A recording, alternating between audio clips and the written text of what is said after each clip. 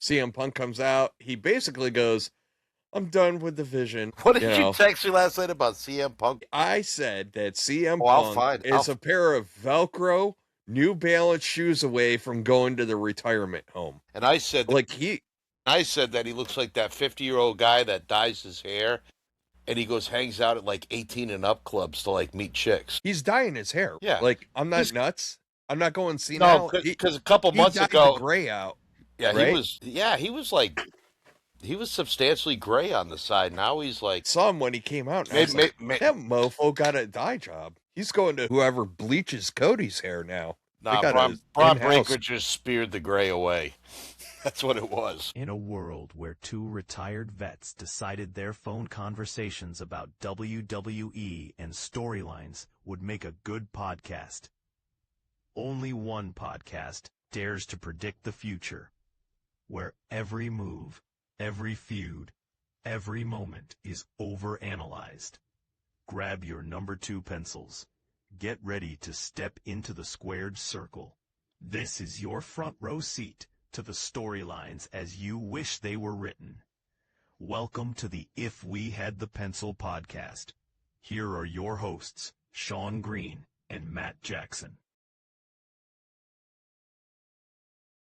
Welcome to another If We Had the Pencil podcast. I'm your host who threatens Bully Ray on social media to get him to throw me through a table at a Bills tailgate. Your host, Sean Green. And with me, as always, Detroit Rock City, Mr. Kiss fan himself, without his face paint, Matt freaking Jackson, who also sits there and encourages me to do stupid stuff like send social media posts to Bully Ray. Matt, how the hell are you? I'm good. I'm finally out of the dial-up era, so we're got good internet. Right? So, I know. Inside tonight, it's in the low 50s outside, but it's too cold. I'm losing my Yankee hardness, becoming like a wimpy Southerner. And then to add to this, I have with me 2 co-hosts that are knocked out right now. AKA the silent, Pepper and Pumpkin, who are very happy to be here as well. They're just so ecstatic. But yeah, no, it's been a great weekend, and like wrestling's really picking up, Matt. Like stuff is getting really, really good. Yeah, I think the writers are getting their stuff together. I think maybe they're listening to the fans too, because writing is the storyline writing and make a sensibility of stuff is starting to improve. Well, I kind of brought it up, right? Like I was like, it kind of feels like somebody went to TKO and was like, yo, just shut up, sit in the corner color and let me do what I do. And that was like probably one of the best things that could have happened for all of us, because like, it was getting rough for a while. Like I was having like back in the day flashbacks and stuff like that, and I was like, it's getting rough, campers. And now it's all good. It was starting to get a little Vincey. It was getting Vincey. And I blame The Rock. Yeah, I blame The Rock for everything. Not the good Vincey either. No, I blame The Rock for everything. Yeah, everything. Like 100%. I blame The Rock for everything. Like I'm sure he's behind the stage right now, like peeking behind the curtain and putting out bad info. I don't know. Anyways, enough about The Rock. So WWE's on a little European tour, which, you know, I was thinking about it last night when I was watching Raw, and I thought it was their scheduling's a little funky right now. Mm-hmm. Like when you stop and think about it, because they're coming back to North America because they're going to Canada. Yep, for Saturday night's main event. And Rumble's in Riyadh. So it's like, wow, this is like, there's a lot of traversing going on in the month of January. I was like, whew, that's a lot of air miles. Got to rack them up early, I guess. I don't know. That's a pretty tough schedule for talent, man. Like, that's rough.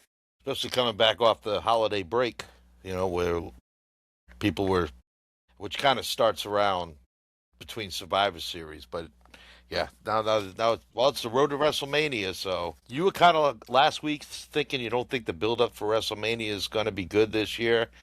I'm starting to see them bring in the talent and the different people, and I think it might be a very interesting build-up to WrestleMania. And I'm kind of hoping they go a different route. and they don't go with the standard, like, we're going to go with these matches because they look the best, or they think that's what the fans want. I'd like to see them do something a little different on this year's Road to Mania. You got your tinfoil hat on? I'm going to go a little tinfoil hat on you. I think we're getting a lot of the younger talent this year. Because, correct me if I'm wrong, is it not next year's Mania, which is in Saudi? Yeah. Yep, it is. But they're going to want a lot of nostalgia in Saudi, so they're going to want a lot of the lead. That's where I'm going, big guy. That's where I'm going. Because I was like, Misa thinks that they're trying to get all the young talent in this year because next year is going to be like Nostalgia Fest. And I think that's why. And look, the Roman stands were quick to pile on Cody for losing to Drew on social media. And I'm like, look, man, you can't look at Roman and just be like, pinnacle of a champ. Bro, he was never around. And it really bothered me. And it's like when he was out there doing the grind. And honestly, you want me to give Roman props? Let's see him get a babyface run where he gets buy-in, where he's not a douche, right? Like and it's funny because like I watched like the first episode and a half of Unreal from last year just because we had time because, well, wrestling started early. So I was like, thought of watching that. Hush you. Well, actually, there's a lot in season 2 in the trailers that I'm like, ooh, I really want to know about that. And I want to know about that. So I was like, I got to watch season 1. Yeah, you but do. No. So on the Unreal point, though, like, Triple H kind of talks about it. Like, what the hardest thing to do is a babyface run, right? Like, anybody can be a dick, but like, it's hard to be relevant and do the grind, right? Like, Cody's been out there grinding. He's had a couple of, offsets, but like for the most part, he's been out there the whole time. And it's like, you do walk a fine line because like with Roman, they did a really good job of making him a spectacle, right? Like he's here, it's a big deal, but like, it's just like, how do I explain this? It would be like having a band and then they're like Kisses in the house. I'm using your shirt as, inspiration, but like Kisses in the house, right? And you're like, yes, I love Kiss. I wonder what they're gonna play. And then Kiss comes out and just walks across the stage, gives the Queen Elizabeth like hand turn, like thank you, and walks off the stage. You know what I mean? Like you don't get much out of it. You're like, well, I did see Kiss, but I didn't hear him perform, right? Yep. And that's kind of what you were getting with Roman, right? Like it was like you would get this build up like 1 to 2 weeks out there, like he's gonna be here, he's gonna be on the show, he'll say a thing, and then like you really wouldn't get much of substance, and then every now and again you would, but they did a really good job of keeping him as a spectacle, which was a good thing. But overall, it was like I got tired of it. I'm not gonna lie, and I'm biased. They did it to a certain extent too with Brock Lesnar towards the end here, and the last few years, and then well, I did that. I said, listen, I was going to throw Goldberg in there, but Goldberg would just come in for a shot or two and then leave. But yeah, a lot like Brock coming back, he would do that thing. He'd win the title, drop it in a couple of months, maybe defend it twice, and like disappear. I shit on Brock too. Yeah, and to God, I shit on Brock too. I do not like the part-time guy. No, like you could be quasi part-time. Like if you're there every other week or a couple of weeks off, then you're there a couple of weeks, then you're off a couple. That's fine with me. But like when I get you once a month and you don't do shit, yeah, I'm out. And I lose interest. Yeah. If you want to be that, just you can be in a story and not be there much, but you shouldn't be the world champion. You shouldn't have the title. Like you shouldn't be holding the title hostage. And especially when they effed up and put both straps on Roman and like didn't give him an out. And like then you had everybody flailing around like with nothing really to do that were in rivalries with no stakes other than it was a rivalry and it was just shit. But enough about that. Because you know who's back? Randy Orton is back. Again. And he got his overseas love and he comes out and then The Miz comes out. We get a nice little Randy fake RKO on The Miz. And I was like, yeah, nice. Yeah, I like that part. I was stoked on that. And then, like, you know, later on we get Trick Williams. Trick Williams is brilliant on the mic. I'm really grooving on him. And then he goes into a match, man. He has a match with Ray Phoenix, which was also a really good match. And I'm surprised they had, you know, Ray Phoenix get the L, but, you know, they're not going to let their up and comers take losses right now. You're going to see that theme for a few weeks now. You know, they're establishing Trick Williams, they're establishing Evans on Raw. So, like, those guys are going to get wins, but because Trick is is on the heel side, it's kind of like, hey, he's going to have to beat a couple of these guys, and beating Ray Phoenix is cool. Yeah. You know? Yeah. No, it's a good way to do it. But yeah, you don't want these new guys to just dominate. You don't want them to go too long. Like they have to have. Well, that was setbacks. Gunther's problem. That was Gunther's problem, to be honest with you. He was just raking shop, and it's like, bro, you no, like, and then you build this guy up to a wrecking machine where you're like, where do we go from here? So I think with Gunther, for someone that just watches WWE main roster, I agree with, but you have these Gunther loyalists that have watched him since NXT and NXT UK, as well as some of these other guys like Breaker. There's people have been following Breaker, but like for just people like us, because we would like to watch more wrestling, but there's other stuff we watch and there's other things to I have a do life. and family. So like there's compromise. So that's why I watch main roster stuff and I'll sprinkle other stuff in, usually off YouTube, but I don't like dedicate myself like I do on Monday and Friday nights and then the PLE. So, like when Gunther came up, I didn't know much about him. I've gone now and seen a lot of his earlier stuff, and I understand why people like are so incredibly loyal to Gunther, even with the winning streak, because they've watched him for 5 or 6 years before he came on the WWE main roster where you and I really only watched him since he hit the main roster. So that's what we're judging him on. So. I know.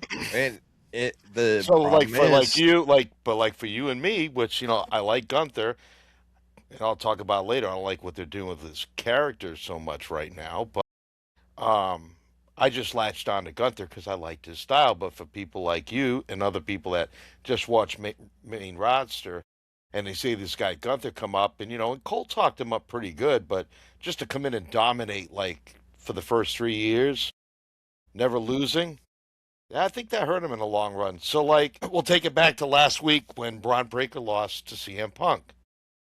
I think that's going to be good for Braun in the long run. So people won't get tired of him, like how you and other people get tired of Gunther because they back themselves in the corner with Gunther being so dominant. But, like, even when Braun Breaker loses, he, like, barely loses. But his character is so effing entertaining, right? And that's really Gunther's downfall. Right. Like, Gunther's downfall is that his character is not entertaining. And, what they're doing with him. And I don't... Let's table that for now.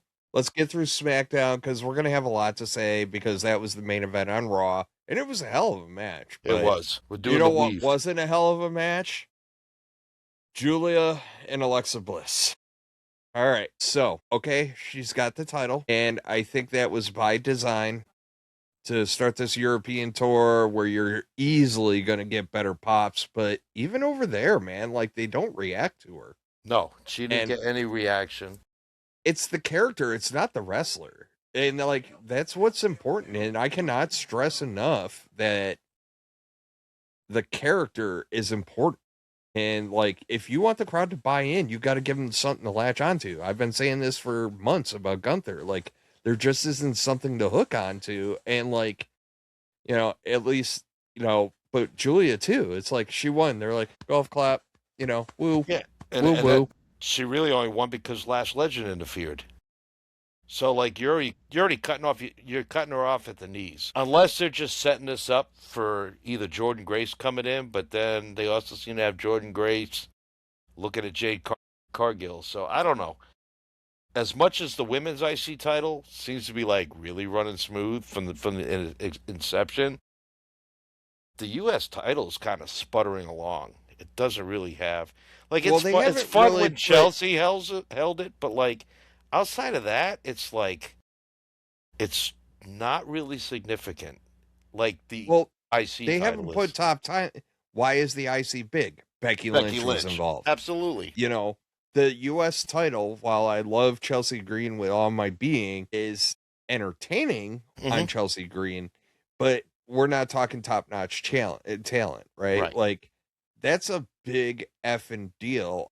Like Becky ran with the ball and made it feel significant. And like you don't get that with the US title right now. Like stop and think Not about at all the all. people that like just look at the, throughout the time it's been your Michens, no offense to Michen, and you know what I mean? It just wasn't huge. And like right now it feels like a true mid-card title, but it also feels like all the people vying for it. Like Alexa going up against her was just happenstance. Like it wasn't driven, it just was The set up as a match to be match. a match. And we know that Charlotte and Alexa are in this kerfuffle for like the tag titles, right? So we don't really care. And then same with Nia Jackson, Lash Legend. Like the big titles right now for the women are the tag titles. And like Well, I might as well say it here. They're also screwing up with their SmackDown Women's World Title holder. Jade Cargill's had the belt 70 days plus now, hasn't defended it once. It's but horrible. who's there? But I'm Who's saying it doesn't there? matter. Then you got to put somebody over there to challenge her. You got to do something. You But cannot do I have. need to see a squash match against Alba Fire? Do I need to, you know what I mean? Like the problem is there's no credible threat. And I think what's really happening right now is they're trying to build up Lash Legend as quickly as possible to be that credible threat. And until you get like a Bianca Belair Layer back, back. you know, we don't want to see Charlotte in the world championship mix. So she's off on tag title land with Alexa, and that's fine. I don't need to see them hold the title, either of them. So like they're over there doing their own thing. So now the question becomes like, who is the credible force? I do not want to see Nia Jax in the title picture either. Nope. So it's like who on SmackDown right now? But I think we're going to start getting that because I think like we're in the process of establishing Jordan Grace. We're in the process of there's a good handful of NXT female call-ups that I've seen Hmm. rumors about. And I think that that's going to be your moneymaker. Like you're going to start making these call-ups and that's fine. Rip the Band-Aid off, make it credible. A Jordan Grace and Jade Cargill is credible to me.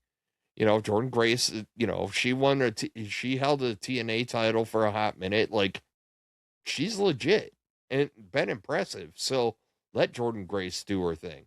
Honestly, if it was me, move Ivy Nile over to SmackDown. That'd be a Get good. her out of that like little SmackDown stacked. They don't need anybody else. So fine. Move move her, move Ivy Nile over or whatever. It's fine. It can be recovered. Well, But the you've had some. reality is nobody's You gonna lost Tiff. boo hoo. You lost Tiffany Stratton, and I don't know how long she's out for. Naomi's out for pregnancy, so that was kind of a big. Bianca's been out, so you've had quite a bunch of big stars out. So, Yeah, and I think but that contributes to but it too. creative should have seen this coming when they put the title on Jade. Like, well, look a little thin up here, and to have your champion come out in a couple of non-title matches and squash a couple of mid-carders doesn't elevate her character or elevate the world championship. So they should have had the foresight to have a plan for Jade Cargill, and they should have a better plan for the U.S. title. If you have to move people around the rosters, then do it. Yeah, it's a fair point, but I also feel like right now we're in the midst of a lot of call ups.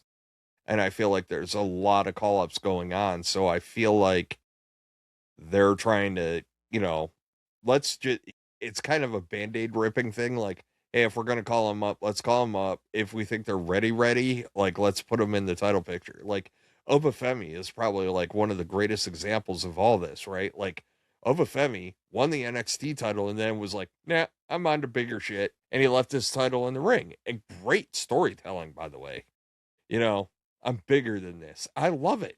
Yeah. I love it. Yeah, but not And like bring 'em on. he didn't do it like in an asshole way. Like he's just like he won the title. He's like, all right, I've conquered everything I can do here. Now I had a I'm on taste. to the next big thing. Well, the thing is too, he's like he had that taste, and not only did he have a taste in the WWE main roster, but he fought the world champion with Cody Rhodes. So Former.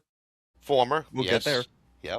But at the time, he was world champion. So yeah, Touche. I think that's a great way. Like, I hope they don't copycat. Like, remember when Brock Lesnar first came in and he was just He just wrecked everybody. yeah, but he was having 20-minute matches back in those days, so it was good, you know. But like, I'm kind of hoping they do that with Obi, but not to the same level of way as they did. I don't. Similar I will- but different. I will reserve judgment as of right now on Obafemi. I'm encouraged, but I'm not going to get overly excited because I don't know what his overall work rate is and what he's going to look like in a long match. So, Hold all right. Hey, honey, can you turn on the fireplace and make sure the heat's on? The remote is in the. Yeah. Matt setting the ambiance. In front of the games is the remote for the.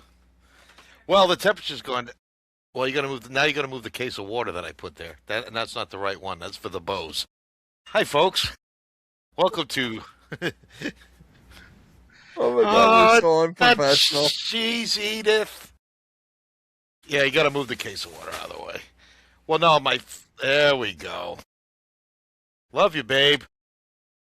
Do we leave it in or do we cut it out in post? No, it stays in. We're raw dogging this, but But no, it's funny though. I feel you though, because it's like you got to get everything just right, and especially when you're living that RV life, man. That electric fireplace is godsend. Well, it keeps you from burning out all your propane on your furnace, you know.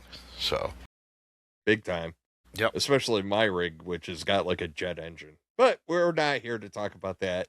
Yeah, no. We are here to talk about the MFTs and the Wyatt Six. And I had interesting comments via our text between each other, and I think my biggest takeaway is I'm glad this is going. Like we had rumors that this was going to be a thing for a while, that the Wyatts and MFTs were going to get together, and I think that we're going to walk a very fine line with the MFTs, right? Like after the Wyatts, we really got to take a good hard look at then what. And I think that we all got to be concerned about that because look, the Wyatts by their nature can go around and screw with anybody they want, right? Like they can just go back to doing creepy crap, rolling all around, and they take the L in this match, and that's fine. It boosts up the MFTs. It makes them more significant. It makes them feel a little bit bigger. But I was kind of watching them, and I'm just like, they don't excite me. Like they got a nice look, but there's nothing with MFTs right now that makes me like, woo, you look at the vision, you just go, whoa, whoa. And like you look at the MFTs and you're just like, okay. Well, the vision, like, first of all, you got like stud athletes and they're not all painted up and they can all talk, but yet like they do all this chaos and they got Paul Heyman. And while like some of Solo's best mic work has been since he's done the MFT, they don't like cause havoc. They're not like a super threat. But they're going cheap though, right? Like they've done all the cheap stuff, and that's why it's getting kind of old. It's my problem with Punk, right? Like most of the time, he cuts promos. It's just it's like playing 2K25, and you're just like hitting the response buttons over and over again, and just getting all your canned dancers and everything else, like for your promos. And like MFT's got a cheat code right now because Solo does all this like reference back to Bray and all this other stuff. And then I do think that there is a off number game, meaning, the MFTs are all dudes, so they're always up by one, right? Like they got a big man, Wyatt's got a big man, and yada yada all the way down. But they always got like one extra person where while I love her to death, Wyatt Six has got Nikki Cross. So unless you're going to have her start doing just some outlandish crap, like, you probably have to level set that. I totally, like, I know you're not a big Braun Strowman guy. I get it. Like, I get it. Boy, I would so bring him back and stick him right in the effing Wyatts. I would do it so effing fast because, that'd be the only way I'd be happy if they brought Braun back, because you can kind of hide his deficiencies in the ring, because like he ain't gonna throw a drop kick like Aaron Rowan anymore. Like, I mean, Aaron Rowan threw a standard drop kick. I was like, that was cool. Guy's like, what? What is he, 6'9" and like 320? And he's I don't know, man, but like, he's a big dude anyway. That guy has got like, he's got like the big guy, like, I do just enough big guy moves, and I love it, right? Like, he never goes very flashy. You're never going to see craziness out of him, really. It's just big guy Hulk smash. And I love that about Eric Rowan, because he does it. His kicks are good too. Like, his spinning leg kicks are pretty good for a big guy. You know, and it comes across as devastating, and I love it. Yeah, no, it looks really good. It's kind of reminds me. He reminds me of Ivar from the War Raiders, you know, because just a big guy that can move. But one thing I noticed about that match, and my only note from that match was, Rowan looks like he's having a good time. Like he legit, he's happy. Like, he looked like he was having the most fun he's had in a long time, probably since Luke Harper and Bray was there. Like, he actually looked like he was having a good time in the ring. Like, he was smiling. He was actually playing into things. Like, the fans were into him. So I think I think he just had like a moment in that match where like everything was just good for Eric Rowan. So it was fun. I enjoyed it, and good for Eric Rowan. Rivalry can get stretched out too, and I think you can do it in a good way. I think that Solo taking the lantern is, now you got to get into like, now it's time to bust out. Like, I know a lot of people don't like this, but you know what? We have wrestlers, we have all this, that, and the other. I do like the Wyatts because they're a breakup in the monotony, right? Like, they're that difference, and it's such a difference. Like, I really want to see, I really want them. It's time to open up the supernatural shit, not next level Undertaker. No, like spooky a little bit, like, but still. I want stalking.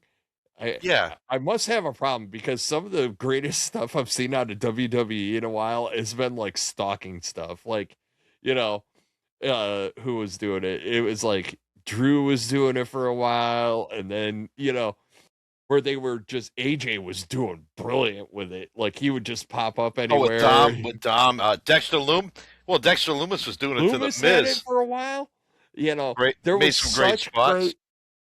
such great stuff out of them, and I loved it. I absolutely loved it, and I really, really kind of think I don't think we need to see them in the ring, but I need to see, just, you know how, like, who was it? They were doing some interview in an arena during one day, and I go, did you see? I remember this. I was like, do you remember? Did you see Nikki Cross in the background? And she was just walking down the steps, doing all her creepy crap. That's what I want.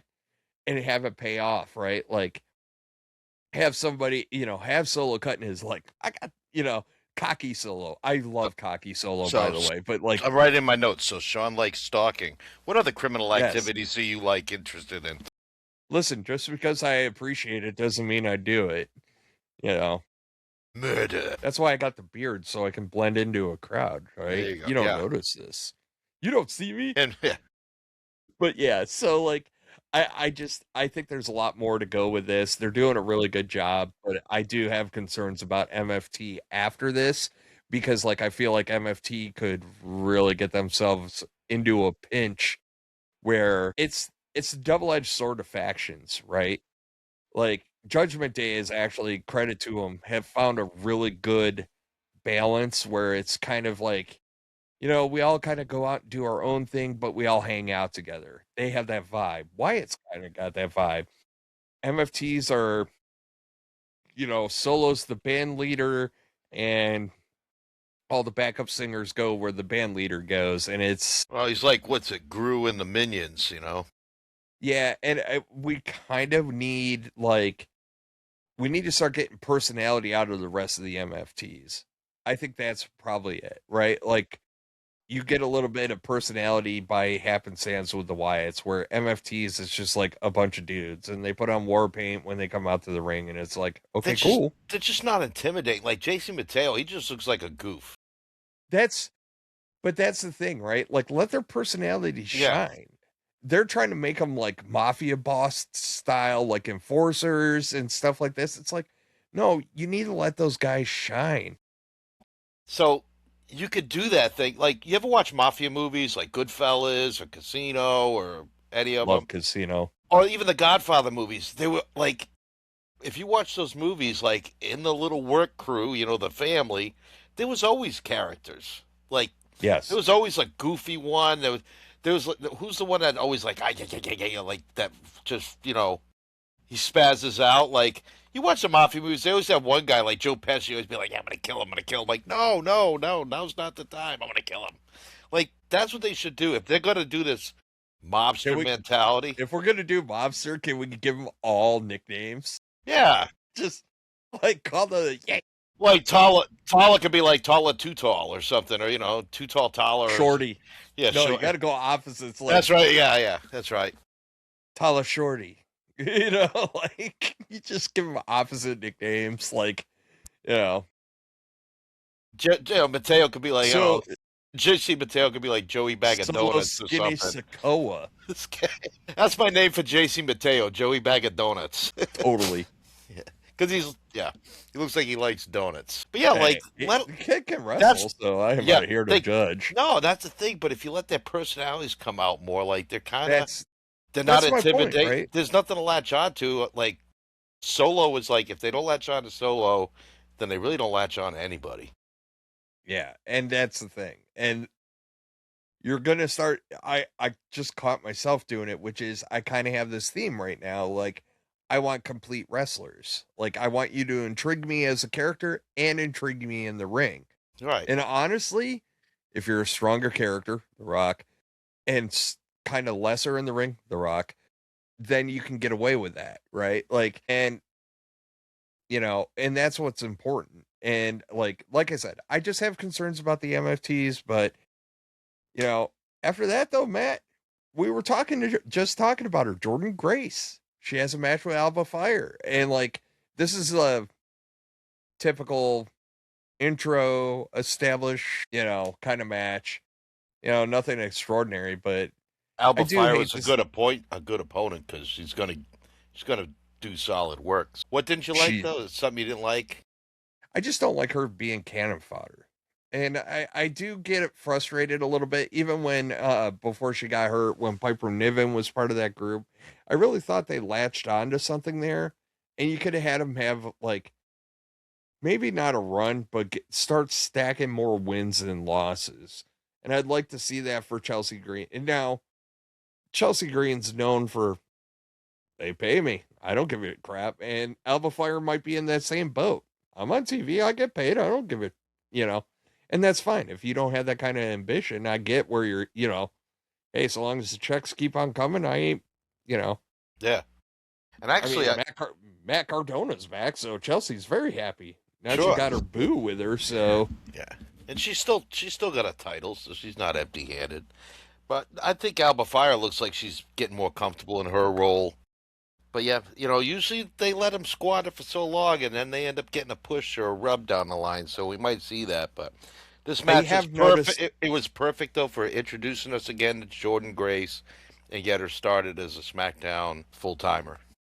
And then we get Drake Cargill kind of throwing shade on her, which is fine. Like I said, that's why I think that's where that's going. So I think that Jade is going to end up having to wrestle like the younger talent that's up and coming. So that's really where she's going to make her hay, and she's going to have to put together like squash matches. Well, so Royal Rumble and Elimination Chambers coming up. I think they better hurry up because I'm gonna get off my Jade Cargill's soapbox.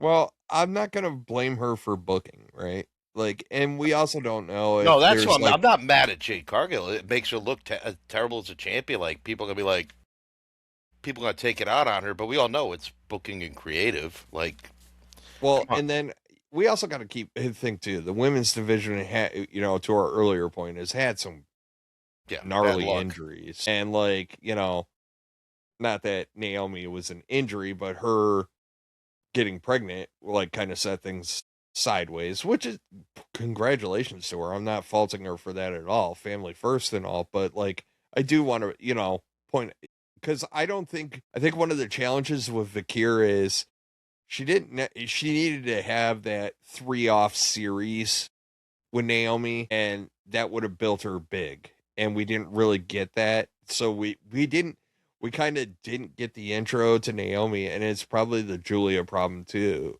Or intro to Stephanie, but that's a Julia problem too, right? Like, we don't know who Julia really is. And her mouthpiece ain't doing her no favors. So, you gave her a mouthpiece. Why is the mouthpiece not out there mouthpiecing? That's a big deal. So, but after that, we get our favorite time of the week, United States title, Open Championship. And who answers the bell? The Shinobi assassin, Shinsuke Nakamura. I love that dude. Me too. I love him so much. I have loved him. And probably one of the most heartbreaking things that ever happened was, who the hell was he tagged with back in the day? Rick Boogs. That's right. That's right. He was tagging with Rick Boogs, and They were getting momentum too. they had momentum. They were scheduled to win, and then Boogs blew his knee out. Yep. Blew his knee out. So bad, dude. I felt so bad for him. Never to be seen again. We've haven't. But I but I'll watch Shinsuke nonstop. I love that dude, especially when he's on his game, and you can always tell when he's kind of had a mental cleansing hiatus, so to speak. If he just goes over to Japan and does stuff over there or whatever, he always comes back and he's so sharp after that, and he's reinvigorated. And when he's not caught up in the slog, God, he is so talented. But hey, that was a great match, and credit to Carmelo Hayes, man. I'm loving me some Carmelo Hayes too. And yeah, he's right really, answer. His selling was good because they were Shinsuke was basically dissecting his leg, and Hayes sold it all the way through to the end. I noticed that. Match, even after the bell was over, he was still selling it. So yeah, Hayes is legit. Hayes is legit, and I love me some Carmelo Hayes. I'm thinking somewhere down the line. Don't be thinking around the corner, but somewhere down the line, you and I are gonna be talking about Carmelo Hayes as a world champion. I think so. I think that's entirely possible. I think that it'll be interesting to see how we get there. I think a couple of the crusty old geezers got to fall off the roster a little bit, and then it'll open up some spots for the Carmelo Hayes of the world and whatnot in the world title picture. But speaking of world titles, we got a 3 stages of hell match on a regular program on a weekly show, and it didn't suck, and commercial free. They took Sean's idea, folks. Sean's been saying this nonstop. Make your main event commercial free. Even if it's only a 20-minute commercial or 20-minute event. And it's funny too, because they bill it and they're like, the whole last hour, it's commercial free. Okay, cool. And then intros took 20 minutes. Yeah.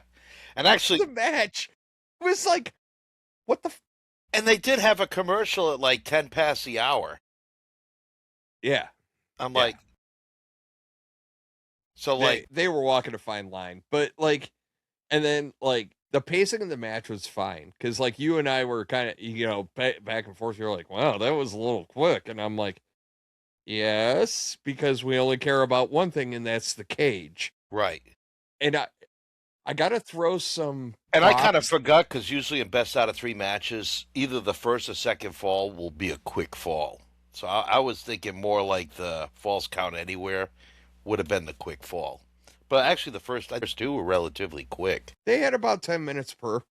I think the first fall was just 9, over 5. I think the second one was 9. I think the first fall was just over 5 minutes. It wasn't long. Then looking back, I liked it. Oh yeah. No, it was great. And then we got to the cage and they did a really good job of, the typical magician's trick of like, my hand's over here. And they were dropping the cage, Cody waving it down, but it still made it, even though they were sucking the air, it kind of made it, they did a good job where you were not totally focused on, you know, them dropping the cage and you're just like, let's go. Cage coming down. Let's go. Let's go. So like we got that 3 stages of hell and great cage match. I always appreciate a cage match where the cage gets the crap used out of it. That's what I want. And then at the end, we get the Fatu interference. And it was less like Drew did him dirty. That's why he's beating up on Drew. And then Cody drops the what the hell are you doing on him, and Cody gets those hands too. And while Cody's getting the hands, Drew sneaks out and gets the title. Brilliantly written. Yeah, I thought so. Well written. And I do think, I'm going to say this, not that I think this is the case, because I don't think the writers are that creative. I would make Cody be the one that busted up Jacob. Because think about it this way. Drew was at the door. So Jacob's pissed. Jacob cracks him with the door because he's pissed. Cody gets involved thinking, I'm good. What are you doing, man? And it turns out that it was Cody the whole time. Yeah, Drew just happened to be in the way. Wasn't Jacob supposed to wrestle Cody that night? I thought he was supposed to wrestle Cody that night. No, I thought he was supposed to wrestle Drew. Maybe he was supposed to. No. Are you going to make me? You're making me Google. We're such a professional show here, folks. This is the problem when Sean goes off on his tangents and he starts just thinking stuff, right? Like, who was he supposed to face? That was 2 months ago. That was November. But I know. But you know what? We have AI. He was. Jacob Fatu is scheduled to face Drew McIntyre in a number 1 contenders match for the undisputed WWE Championship on the October 17th episode of SmackDown. That's fine. Because that's right, because he had to have his dental surgery done. Excellent plan. Excellent. But even better, you make it be that Cody did it because Cody was worried about Jacob. And that would be the beauty of it. So, I mean, we all know it's true, but whatever. Like, I'm not even going to call it lazy writing because it makes sense. And anything that you stretch over a couple of months and then go call it back. Yeah, because Drew could have just wiped out Fatu, saying, "Hey, if I knock him out, I just get the title match by default." So, yeah, and it's fine. Yeah, but every time we think of a good idea, somebody in WWE is channeling the dude from The Princess Bride, going, "Inconceivable." I do not think that word means what you think it means, and because we're a wrestling pod, we can talk about Princess Bride all the time. Yep. Thank you, Andre the Giant. But no, I love that Drew went over. I love that Drew's getting his flowers in Europe. I love that we're seeing Drew.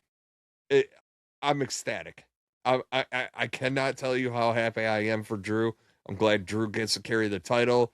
Drew's still the ultimate troll. He sent a picture from his hotel room, title on the freaking bed right next to his head. Like, I love it. And I'm glad Drew gets to rock the title. Did you see the footage of him in Scotland the next night when he gave the speech about? I thought that was cool. Very cool. He earned it, man. Overall, the majority of the IWC, what I've seen on social media, have been pretty positive about Drew. Because I think everybody realizes, the dude deserves it. He's done great work. We've had some people comment. He got you through the pandemic era.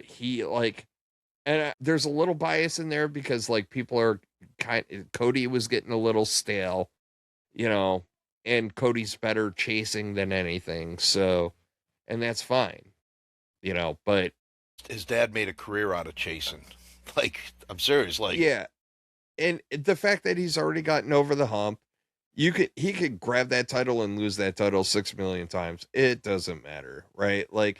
And ultimately, I think it makes for better storytelling anyways, right? Drew finally getting over, especially the way they wrote it and booked it and had it happen, was the right way to do it. Sure. It was beautiful. Drew still comes across as slimy, and Cody, and honestly, I wouldn't rush to do Drew Jacob. I would let Jacob beat the crap out of Cody for a while. Sure, I'm good with that. Honestly, I'm good with it. So, all right, let's move on to Raw. Moving on to Raw. So anyway, final thoughts about SmackDown overall. What'd you think? How would you rate it? I loved it. I was happy. I have been pleasantly entertained.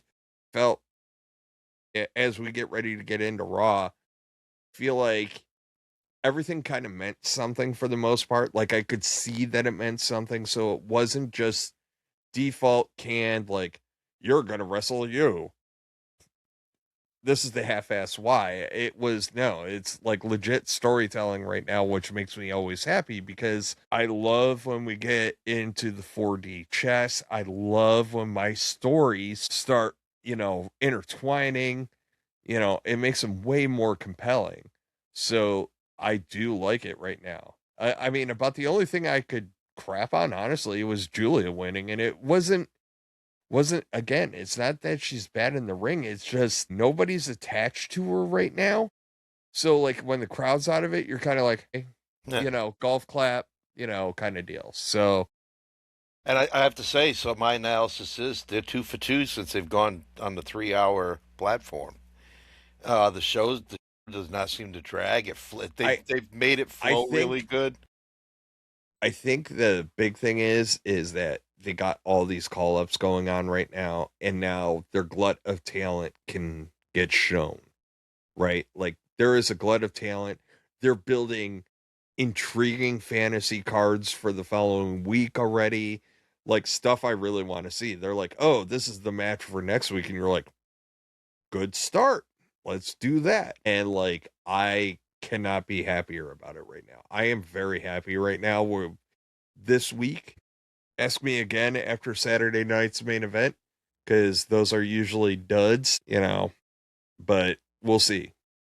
Misfire, but for the most part. All right, so we get a bunch of tag team shenanigans. Rhea and Io Sky come out, Rio or whatever the hell they're calling themselves right now. It's cool. They seem to be very happy tagging together. I think it's actually a good thing because it keeps both of them away from the title. So we can build other stuff around the title right now. So I do like that. So the brawl was a brawl, whatevs. It was basically everybody like, I'm next in line. No, it was like Black Friday with a bunch of Karens, right? Like it was just everybody climbing all over each other. And well, Sean, you just got us canceled again. Well, if it applies to you, that's your problem.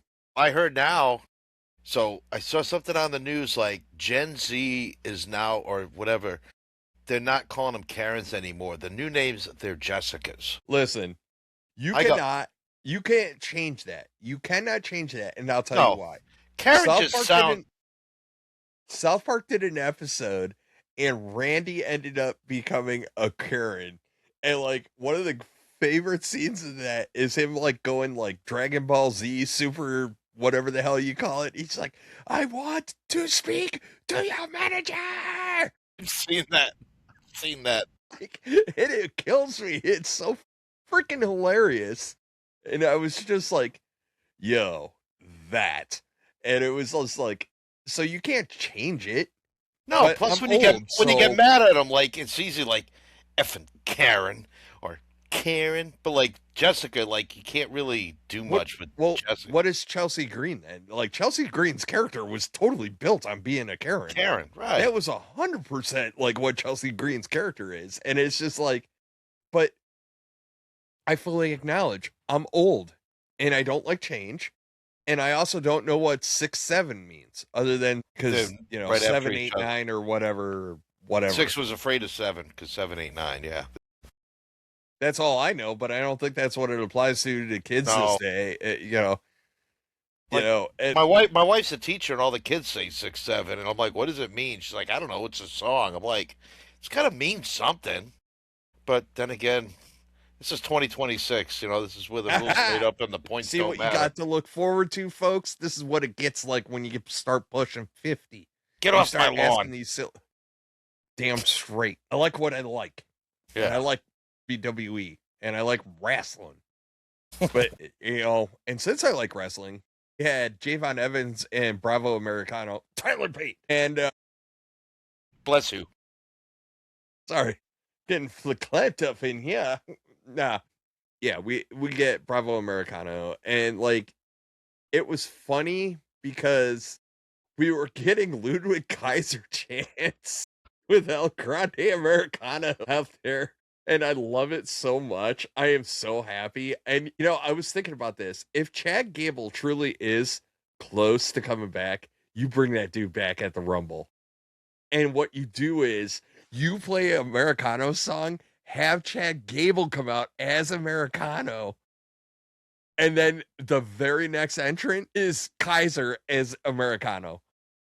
Brilliant. I think we get Chad Gable back at the Rumble, and I love it because I want to play this El Grande Americano, and to be quite frank, Chad Gable needs to lose it because Kaiser killed it. Like, I love it.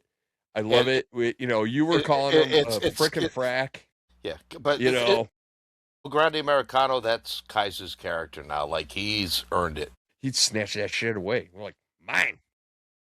But yeah, I mean, look, anytime you get Javon Evans, it's entertaining as hell. And like, I do have a slight concern about the kid.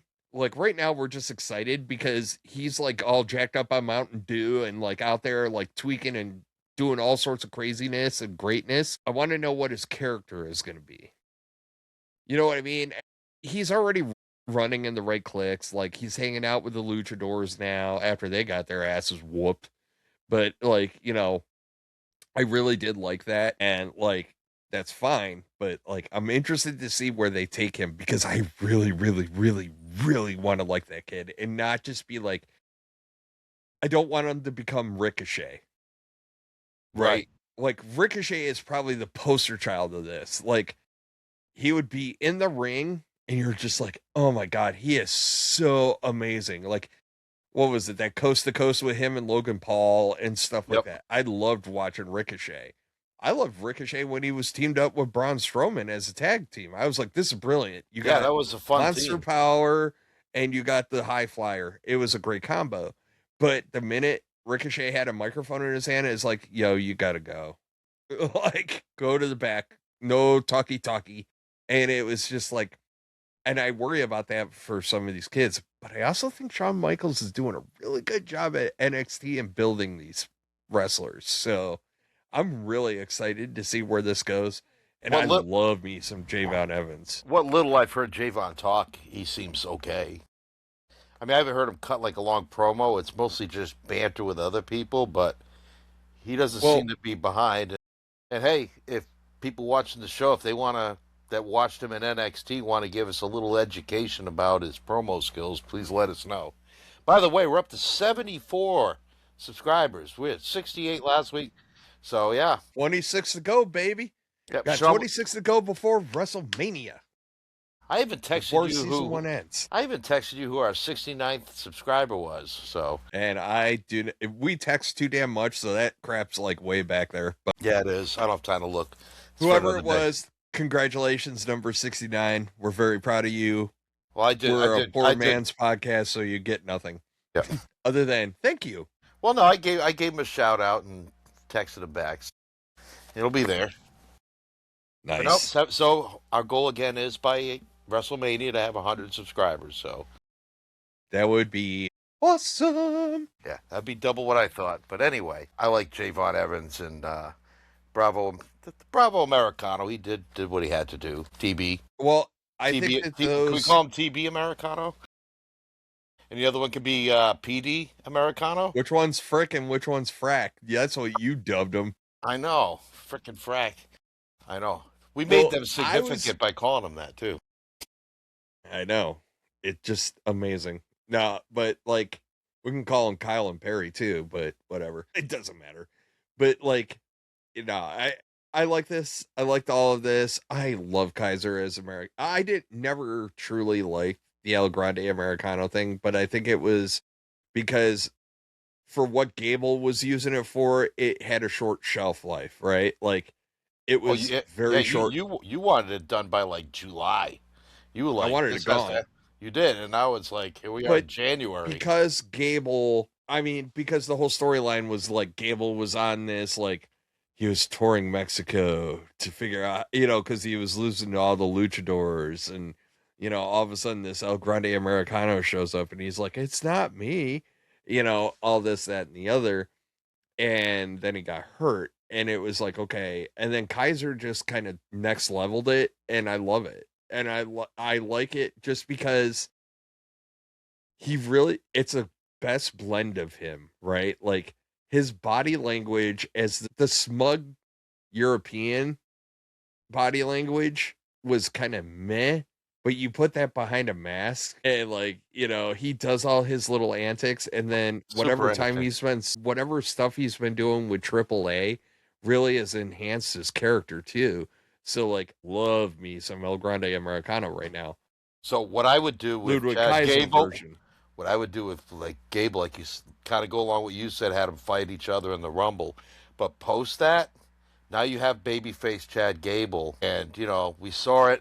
I might be jumping a little bit ahead with the backstage segment, but there was a nice little segment where Maxine Dupree kind of motivated Otis and OTC. Tozawa, and then Otis and Tozawa want to challenge the Usos.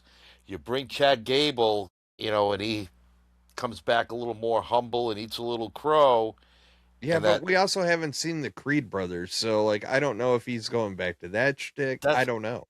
I don't know. That's true, but anyway, maybe he comes back and he brings the Creeds with him or whatever. I don't know, but I would kind of like to see him get back with Maxine and Otis, but in a different way, especially if they make Otis and Tozawa a serious team and not a bunch of comedy guys all the time. But I just don't Well, see it.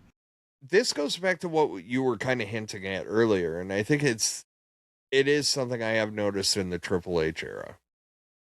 Your people that end up being your cannon fodder, right? Like the people that take one for the team over and over, and they're putting talent over, and they're putting other people over, and they're just making the sacrifice play. Every now and again, they will find a way to give them a moment, a brief stint with a title. I mean, look at R-Truth, who was doing all the comedy stuff backstage that just made the shows just that funnier.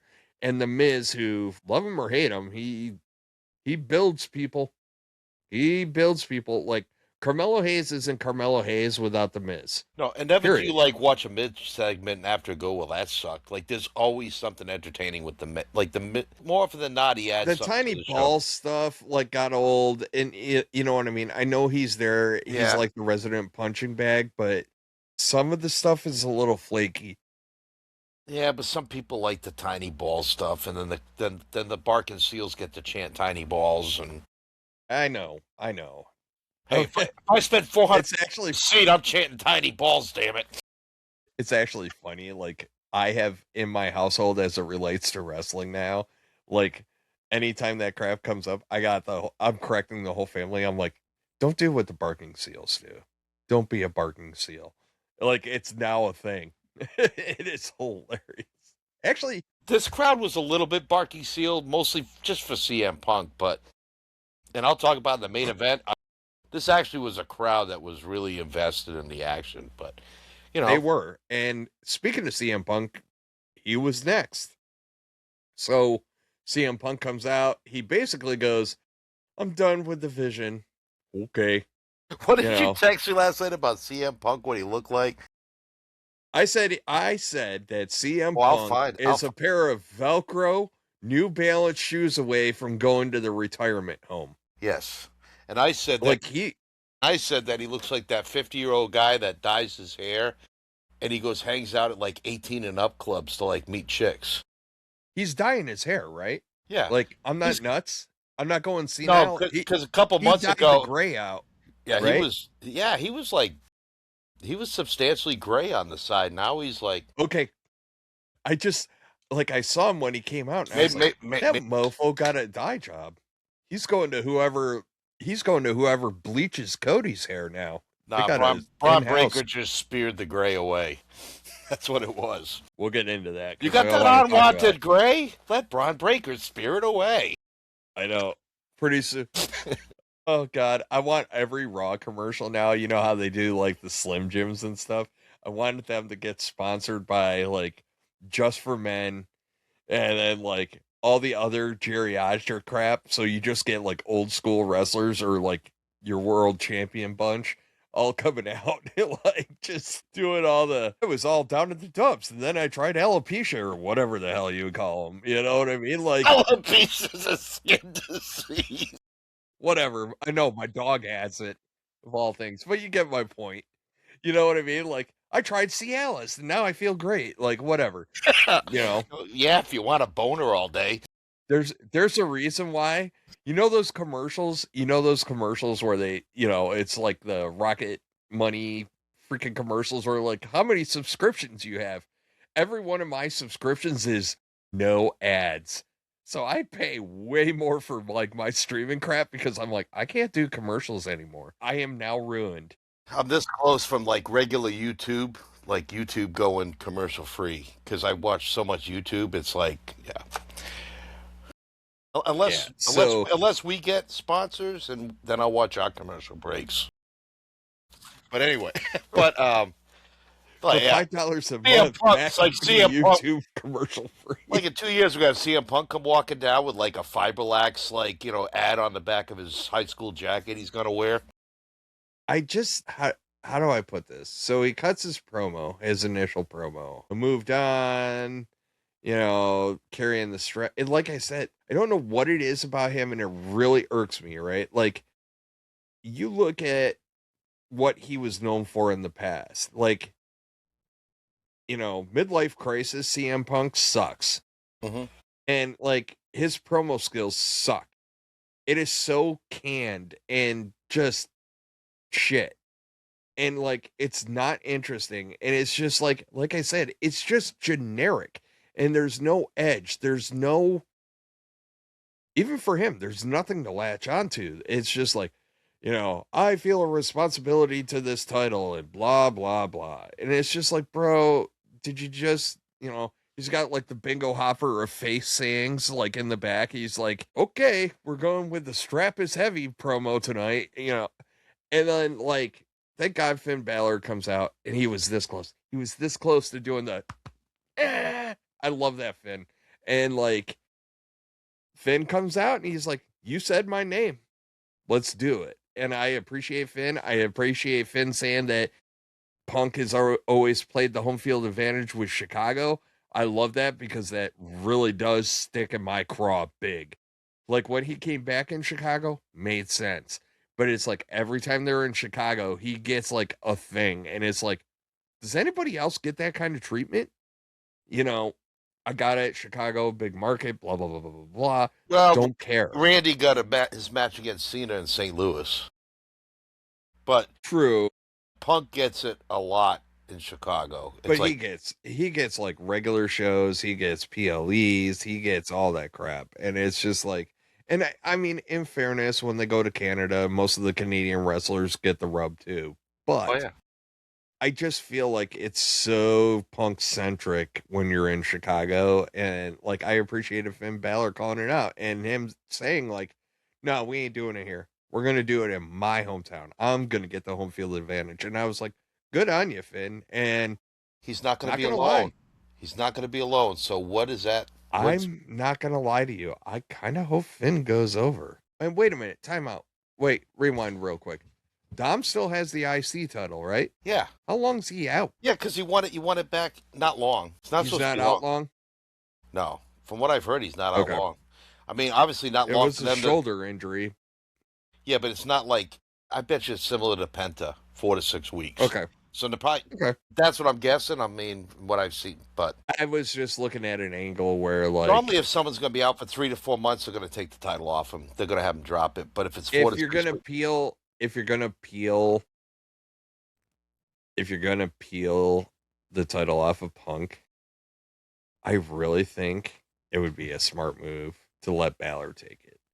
because it does a handful of things. Like, you're on the cusp. Yeah, but Hold on now. does that make Braun look weak though, or is it that No, Finn? because you get the Judgment Day advantage, or you get the hometown advantage, or you have Punk slip on a banana peel. Finn said Judgment Day wasn't going to get involved. Punk already said that he's already said that he's done with the Vision. That doesn't mean the Vision's done with it. you. Yeah. And like, there's a lot going on here. And like, what I'm thinking is, so not Raquel. Sorry, I'll get back to Raquel in a second. You could have a situation where the entire Judgment Day is strapped. And it could be very easy to do. You could have Raquel go over Stephanie, which I think is for the most improved wrestler in WWE last year. That's a fair, maybe second most improved, because Maxine came on late, but you know what? Over the whole year, she even called herself like Big Sexy. Did you catch that? Like, yeah. I texted to you like, man, she called her Big Sexy, because you watched it I think you were like 15 minutes ahead of me. I know we're getting a little ahead, but I was a few. But yeah we are getting ahead. But bottom line is, I want Finn, and I think it would be great. I would go all in, dude. I'd come out as the Demon. I would even throw some Demonito in there. I don't see Finn winning next week, even as cool as I think. I don't think so either. But I think that like, there is a major like, Demonito would be cool. I want him to save the Demon, like, so I would have it be inconclusive, and maybe, well, we'll see what happens. But I think we're on the cusp of Finn leaving the Judgment Day, I think so too. Or maybe but I think he should take JD McDonough with him and just leave Dom with the ladies. Have fun, Dom. Ooh, be a rough time certain times in the month once they all sing. Just the fact that Dom's a douchebag and an asshole, like, you know, he's gonna just have them all like infighting. He's just doing the ladies. No, or even better, like, they're all coming to him like, you know, she said this and she said that. What do you think? And like, now they're threatening him with taking a side, you know? Yeah, so let Dom have the lady. That's how you have Finn. That's how you have Finn and JD go, I ain't dealing with this shit. I'm out. Deuces. And it would be golden too, because you got Michael Cole and Corey Grave on Raw, and like Corey always talks about what a ladies' man Dom is. So like Corey Grave has like a wide open field of play where he could just have fun with the Judgment Day, which is Dom and the ladies. But I have a feeling too. I think that Raquel might be breaking away from. I think Judgment Day. I don't think they're going to stick around and get all the gold. I think that Judgment Day. That kind of. Okay, so let me tie you back in. Let me reel you in with this. Like, let me get you on the hook a little bit. So part of the reason why I would like, first off, I'm just not happy with CM Punk's title run. I'm really not. I don't get energized by it. I don't get excited by it. I'm not like, and I don't have the nostalgia there to really kind of keep me interested. But my thing is, you have Finn take the title off of him. You have Raquel take the title off of Stephanie Vakir. And then even if you have Liv and Roxanne go over as tag champs, I think that's where you can really get your infighting, because there was always a little bit of friction when, you know, Rhea and Damian Priest were like big cheese, right? And like, I think they just start, you know, we start getting salty stuff, and like, that's how you break them free. I would like to see Raquel Rodriguez out on her own, to be honest with you. I would like her, or, you know, let them be the new Terror Twins. I don't know, honestly. I need a little bit of a shakeup with the Judgment Day, because Punk did hit on one thing, like, you're in the back playing on PlayStation, blah, blah, blah. And I'm just like, it is kind of, you know, there are weeks where you're just like, what are we doing, dude? We're just hanging out. Like, so the last time Finn held the world championship, was that the when he won the title and then had to turn it in the next day? So that was 2016, right? Yeah, I was in Afghanistan. Something like that. Yeah, I was in Bagram at that time, and I remember watching it at the DFAC because we were all happy that uh, Finn won, so we were watching like the PLE at like during breakfast because you remember the time zone in Afghanistan. You watch PLEs that Yeah, come on like because what if you what want to effing watch them live, they're on at like 5 in the morning. what effing time zone has a half hour? Hour. It was either 4.5 hours difference from East Coast or 5.5. Why was it a half hour? Why couldn't we have 6? Why couldn't we have 5? Whatever. No, Afghanistan had to be an extra half hour. And then every time you would talk to the family at home, what did you have to do? Like, well, I have to do this complex math problem right here, so you know what time it is here. And, and then I also have to calculate Greenwich Mean Time because that's Zulu time. So I need to know Zulu, local, and East Coast time. And then my in laws are in Wisconsin, which is central. So, jeez, I do not miss that crap. Like, why was there a half hour? A half an hour. Anyways, I'm off that soapbox. This has nothing to do with wrestling, but No, just because I mentioned watching the on AFN early in the morning. That was the only time I was really happy to get up early in the morning was NASCAR races and BWE shows when I was deployed. That's when I would sacrifice sleep. AFN Sports for the win. Speaking of Judgment Day, so we get Liv Morgan, Roxanne Perez against Bailey and Lyra Valkyria and the Kabuki Warriors, and they go over. And it's just like, all right, cool. I kind of saw it coming. Yeah, it was fun. It was a fun match. Like, it's a little overbooking. Like, they had to make sure all 6 ladies got their stuff in, but it was fun.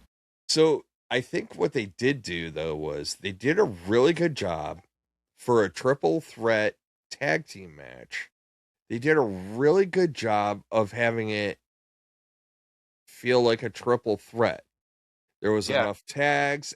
It flowed pretty well, and I'll give them credit for that because, like, triple threats can either be a crap fest or it could be really good. And, or if you get a tornado tag and all this other, no, it was straight up triple threat match, and everybody was doing what they needed to do, and typical tag stuff, just 3 teams, and it was well done. Well, yeah, that ref has to be tired because it had to be like what 58 like pin attempts.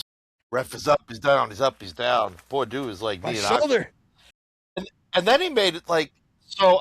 I wonder if this was legit or if they booked it into the storytelling when he didn't make the pin because the wrong Kabuki Warrior was pinning. I wonder if that was written in the story if he just like called it because I lost track who was legal. Who the hell could keep tracking that circus? And I was just like, even the announcers were kind of like, is he right? I don't know. Is he right? I don't know. And that's what made me like, is the ref actually paying attention to who's legal or like is this written into the story? But I thought it was well done, and I like the fact too. I think our refs are starting to they're not being portrayed as dumb and wimpy. I mean, no. They're calling their shots. We'll get into it because there's another ref spot that we'll have to talk about. But, they go over. They're the number 1 contenders. I have a feeling they're going to go over. So after that, we get Penta and Dragon Lee against Austin Theory and Bronson Reed. And it sounds like Bronson Reed and Austin Theory are the tag team for the Vision. Some of the stuff the announcers were talking intimated that that's going to be your tag team for that group. That makes sense. It does. I'm happy with it. And honestly, this match was fine. It was good. Everybody got a little stuff in, but it really got fun with once the shenanigans started. And now, keep in mind that, so earlier in the night, we didn't really talk about it. So Adam Pearce, who apparently is so in need of a drink, is just having a rough night. And like, first thing he says to Paul Heyman is like, is he here? If he isn't here, you let him know. If he's going to come here with bad intentions, blah, blah, blah, blah, blah, just have him stay out, whatever. So obviously what we get the Braun Breaker Spear Fest. And I will say this, I will stand on this, and I will say it over and over again. Braun Breaker has the greatest spear I have ever seen, ever, ever. the way he leaves, the way he folds people like a freaking piece of paper. Goldberg. Did you see the aerial Roman video Reigns. of Braun giving Dragon Lee the spear? It looked like it was on top of the Tron, but they just show him running down the aisle, and like he almost like drove Dragon Lee like into the ring. He hit him. It was awesome. It was so good. And like I love everything that happens here because like obviously, you know, now Adam Pearce comes out and he's like, whoa, whoa, whoa. And I love the fact that he's chewing Braun Breaker's ass and the perfect camera angle right behind him. It's like Bronson Reed is climbing up to give him a freaking tsunami. That was like, oh my God, great camera work. And then Pierce doesn't react until you hear like the move is executed. The thud. He's like, yeah. And while he's like chewing it was just great. Like Adam, I mean, if you go back of quite a few now months, the banter between Paul Heyman and Adam Pearce week by week has been awesome. It's next level, and like we get that later, right? So after all the cannon fodder happens, and they, you know, so the big, here's the thing: when I watched it, when Pearce grabbed. He was coming from behind on Breaker. Spun Breaker. So I really thought right there when he grabbed Breaker, I thought Breaker was going to turn around and like clothesline him, like Steiner line him. Because I thought like, you know, I thought the heat of the battle, I thought he went to choke him out. It was like, and like I instantaneously, and we'll get into it because like there was a little walking behind the stage segment that happened after this, but Pierce was great. Like, the fact I'm like, I'm sick of your shit. Like, you ain't effing doing this, which they bleeped out, but not the rest. And all of a sudden, like, Braun just went, grabbed him, snatched him, threw him in the corner. But it wasn't even that. It was the timing, though, because, like, Pierce is freaking berating him. And, like, when he grabs and spins him around, and then, like, Breaker was like, well, hell no. And then, like, and I was just like, oh my God, there's so much good happening here. And he, you know, and Pierce just losing his mind. Like, it's an interesting dynamic with the two GMs. They ate it up, too, that crowd. But it's such an interesting dynamic with the two GMs. So, like, Pierce plays the disheveled, even though he's not disheveled, but he plays the disheveled, I'm so over this, like, GM. Whereas Aldis is very prim and proper, and when he gets angry, he just gives you a stern talking to. Whereas, like, Pierce is just going to lose his crap. Like, you're suspended for eternity. Yeah. And beyond. You know, so then we get the backstage segment, and, like, this is where the start difference between you and I, and it was happenstance. We were watching it recorded. It's just, I started watching before you did. Yeah, and it was interesting because I picked up right away and I was like, Pierce caused that problem because he put his hands on Breaker. I caught that in the ring. Yeah, and I did was too. Like, ooh. And I didn't think they were going to go back to it. I thought, like, okay, they drug him into the back area. Okay, we'll get it next week, right? Like, Pierce is going to be like, he's suspended, and like Paul Heyman's just going to come out slimy and just be like, well, actually, you put your hands on him. Instead, we get it that night when he decides to continue to berate like Braun Breaker, and like, where is Kit Wilson when I need him? You know, with the toxic masculinity, because there was a whole lot of toxic masculinity going on backstage. I don't think Kit Wilson would have lasted 3 seconds between Pierce. Oh my God, and the vision back there. Yeah, Braun Breaker would have ragdolled him. And they still be scraping Kit off the pavement this morning.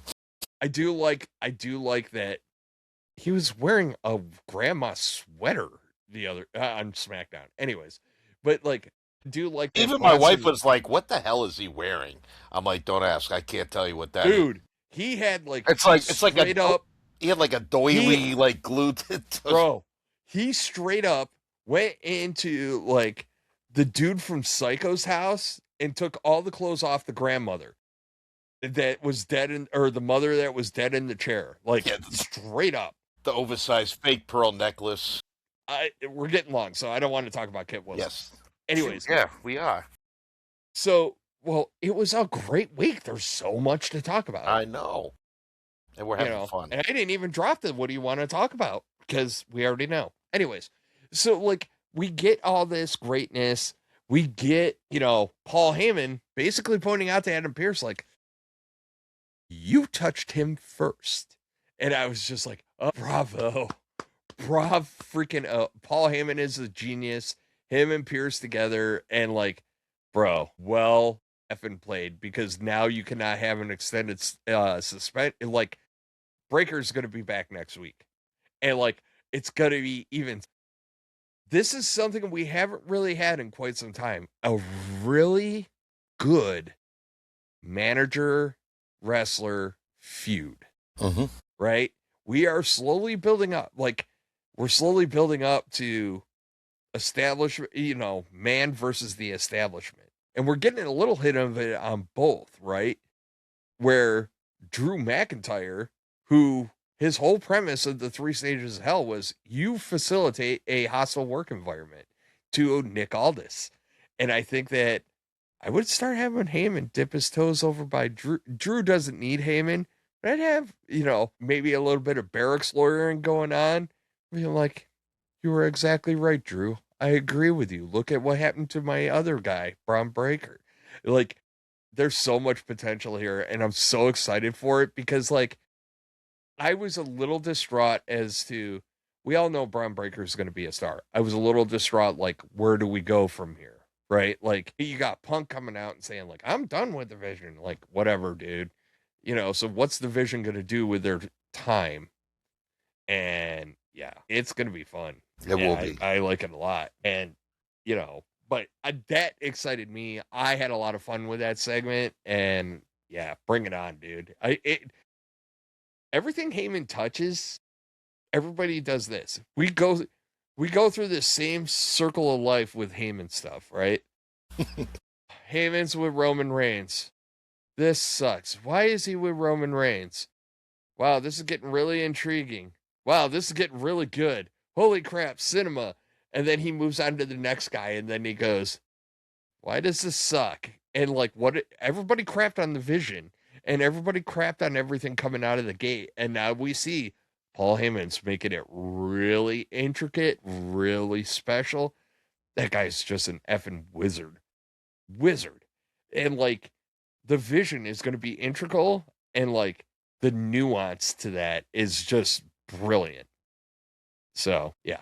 And and the good thing is you can keep Breaker away from Punk for a little while, because you can have, now that there's this thing with Pierce, now you have Pierce putting Breaker into effed up matches. And that will keep Breaker busy, but away, and then so on and so forth.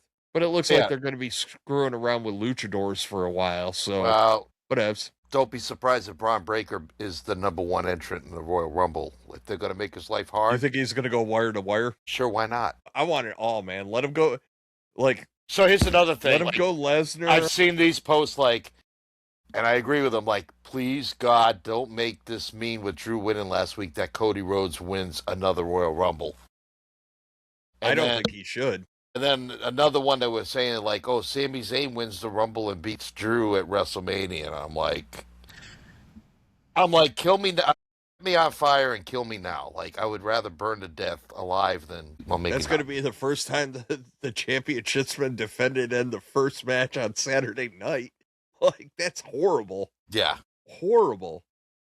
That is horrible booking. Look, I appreciate everything that Sami Zayn does. I do think that there's an opportunity if they somehow weasel this and pull the trigger in Montreal, in Canada, I'm going to puke. But there is an opportunity there where you can get a strap on him, but I wouldn't put a strap on Sammy until after Mania. I'd have like get into that lull space, but there is no reason. Drew should hold that. Listen, Drew is amazing with that, with his heel work. I said it last week. I think I texted it to you too. I'm like, Drew is number 1 heel, period. End of story. And he's one of the best at it. He's a collector. I love it. I love the collector. I love that he had Cody's watch. I love the little stuff that Drew does. Drew hits social media. Drew during intros, still having Cody's watch on his wrist. Like, it's the little attention to detail that Drew with does. CM Punk's wristband. He did that with the bead. I know. So he's just continuing. Yeah. I love it. And like, it's so edgy, but you buy into Drew so freaking much. It is so easy to buy into Drew. So, all right. So we get the last match. So we get Gunther. We get AJ. Bro, if I hear one more time that I made John Cena choke out like a little bitch, I'm out. I'm telling you right now, Matt, I'm out on your boy. I'm out. I don't give a shit what he does in the ring. I'm out. I think they're trying to make this part of his character now that he's... I'm out. It doesn't do anything for me. And it you know what? For me either. John Cena retired. John Cena retired. Right. I'm tired of it. I don't fucking care. Like, okay, Gunther, you made a 48-year-old man in his last match tap. Good for you. All right. It's 2026. That's so 2025. Yeah. Like, I'm just over it, dude. I just don't like it in his character to be like that. But it silly. Has a shelf life, right? Like, yeah. Like, and what's even worse, you know who else did that for about a month? Austin Theory, when he beat Cena. Yep. And you were just like, all right, dude, what else you got? And right now I'm in, all right, dude, what else do you have? You know what I mean? And like, I will give credit where credit's due. This AJ looks I was going to say, once the bell rang, you forgot all about the stupid stuff Gunther was, and it was... Yeah. It was a hell of a main AJ event was last great. night. The ring psychology was great. AJ working the leg right out the gate. He had a game plan. The multiple calf crushers, chef's kiss, and honestly, love that. I love them. Keep going back to the calf crusher. I thought that was great because a lot of times these guys they go for a hold and it doesn't work once and they never go back to it. And AJ, he had a slicky boy. What was it? His second or his third calf crusher? He rolled right into it. Beautiful. Yeah, it was like gorgeous. Yeah, but Gunther gave him a lot, and your boy. I got another beef. He's not very good at selling. He'll sell for like 30 seconds, and then he forgets. Yeah, he was selling the leg pretty good though, because even throughout the match, he was still. No, because I caught on it because it stuck out to me because like. He would he'd do a move and then he'd just kind of yeah, that's right. I hurt my leg, right? Okay, I know what you're talking about when he was going up and doing like the power bombs and all that stuff. He never really, but even going into them, so moving into position to go into them, right? He didn't give you that little limp. He didn't give you that little hop. He didn't give you the indicator.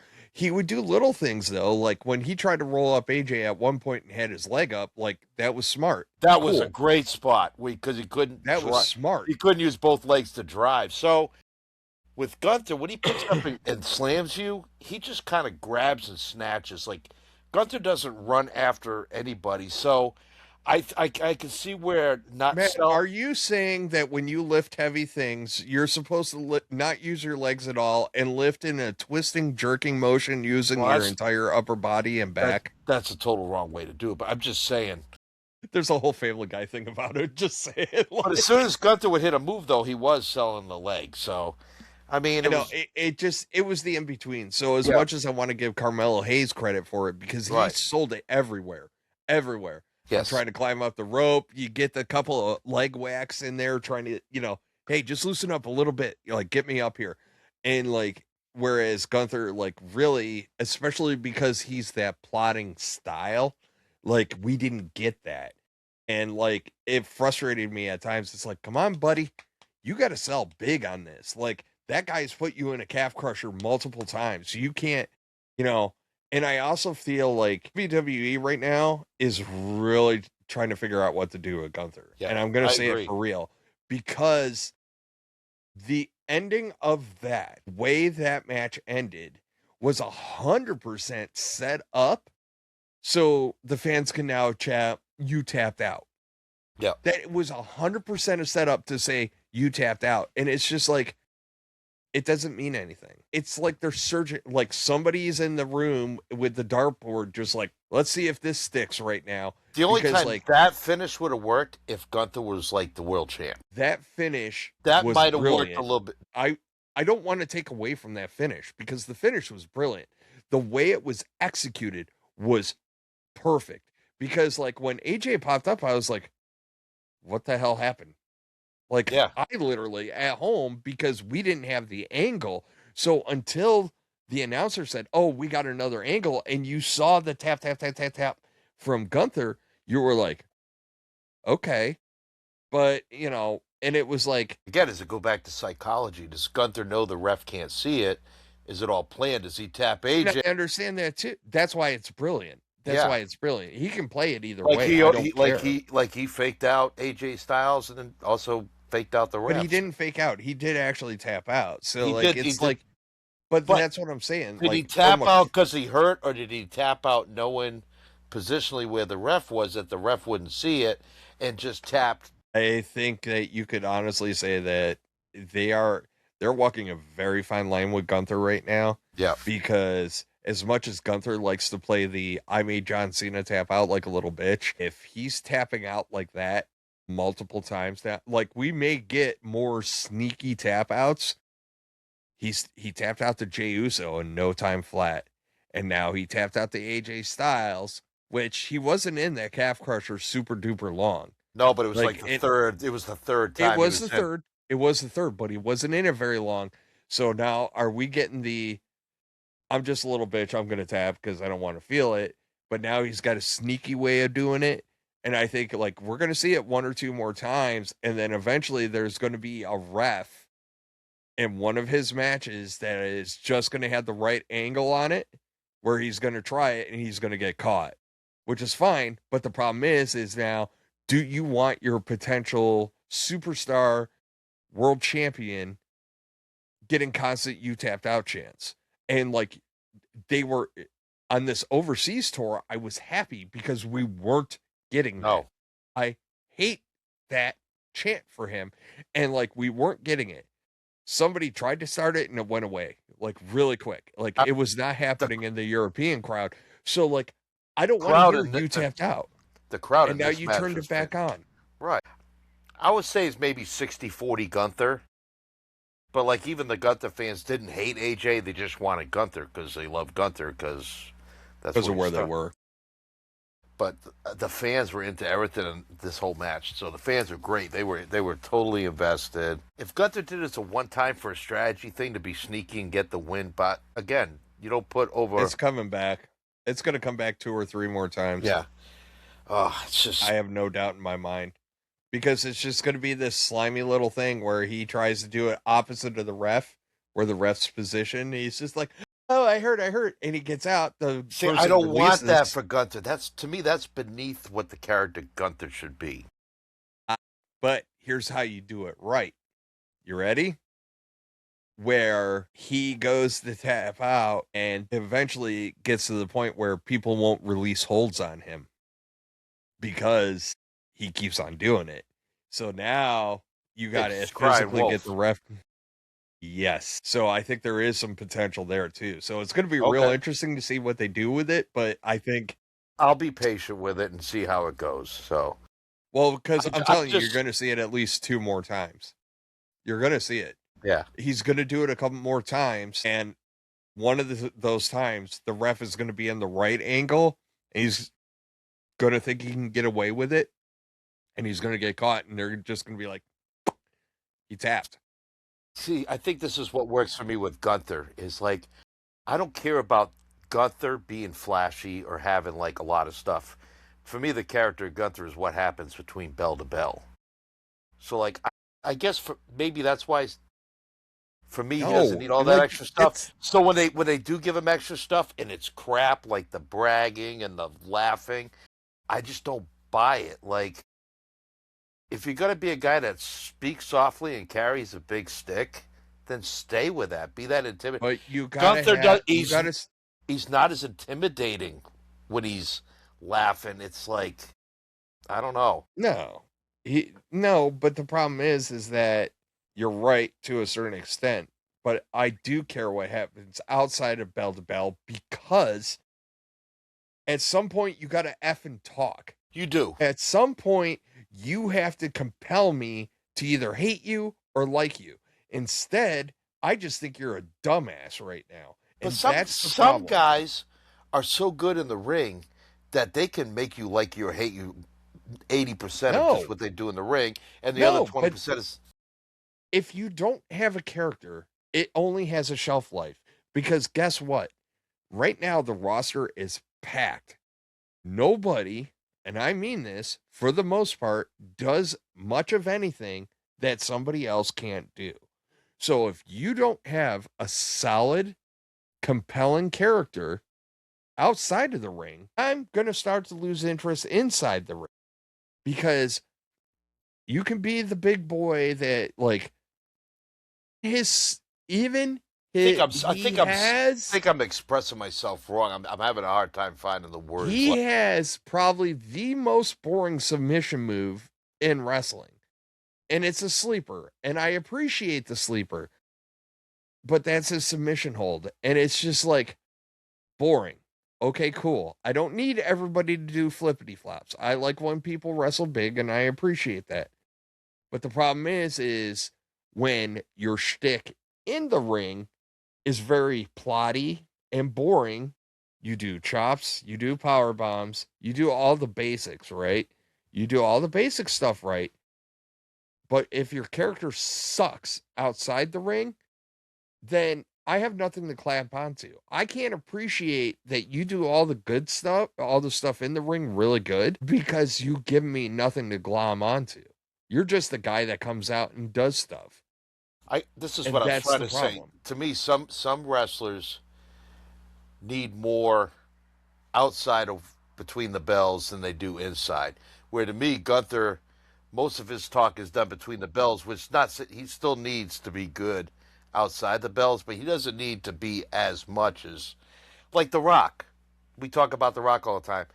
The Rock was okay in the ring, so he had to have that larger than life persona outside the bell, where guys like Gunther is so good in the ring, he can get away with not having as big a character. The problem is the way they're writing that little bit that they just need to complete the package, they're not doing it. And I think they're making he has it worse. no character. That's the problem. Yeah. He has no character. Like, there is no character there. Maybe that's a bad word. Charisma. That's the word. We should be using the word charisma. There's not a lot of charisma with Gunther. There's no character there. But that's the problem. He's just a hollow shell, Matt. Yeah, they got to find you something. can be a Billy Badass all you want. He's a hollow shell right now. Because, like, nothing... All right, you're a badass. So is Raquel Rodriguez, and I find her 10 times more compelling than Gunther. That segment she did, like, just her and Cole, and then she beat the crap out of Vakir. Like, that was awesome. Like, she looks like a badass. She came across as a badass. She communicated well. Like, she was even playing nice with Cole at the beginning, and then kind of crapped on him later on. So, they got to find that for Gunther, because Gunther can talk, because, like, when he came in and he was Intercontinental Champion for 666 days, a good chunk of that, like, he was intriguing because, like, the problem was he held the title for 668 days, lost it, and then won the world title, like, relatively quickly and dominant. So, like, we never seen Gunther really face, like, major adversity. Everything came to him. That's the problem. So, you either got to get, I think people want to either find a way to get sympathetic towards him or get the buy-in, like, see how he does. When you just, you know, like, that's why people hate dynasties in sports, like the Yankees and the Dodgers and the Patriots. But he's not a compelling dynasty either. Right. That's the problem, right? Like, because it's got a shelf life. Everything that he's doing has got a shelf life.